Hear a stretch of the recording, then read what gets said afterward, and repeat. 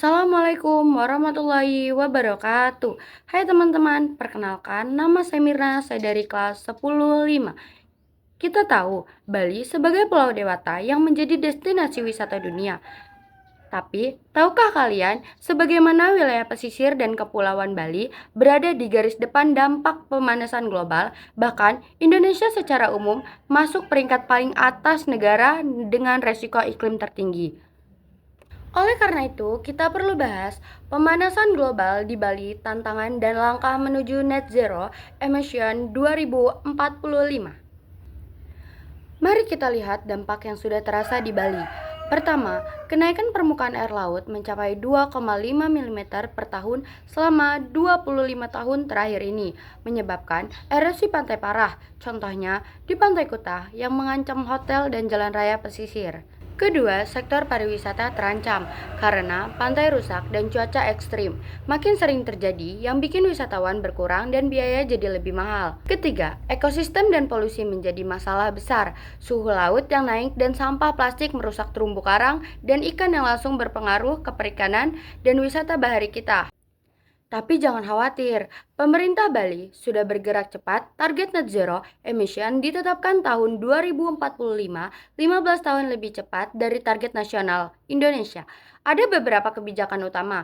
Peraturan Gubernur No. 45 2019 tentang energi bersih Bali yang dorong kita pakai energi terbarukan dan beralih dari bahan bakar fosil ke bahan bakar lain yang lebih bersih. Ada juga program bangunan hijau kerjasama dengan pihak internasional yang menetapkan standar rumah dan gedung hemat energi di Denpasar dan Gianyar.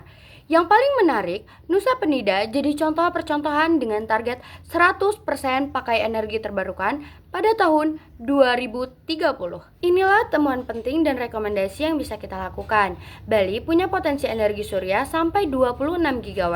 Cukup untuk kebutuhan kita sendiri kalau ada teknologi penyimpanan baterai, tapi saat ini kita masih 76% bergantung pada energi fosil yang bikin pasokan listrik jadi rentan.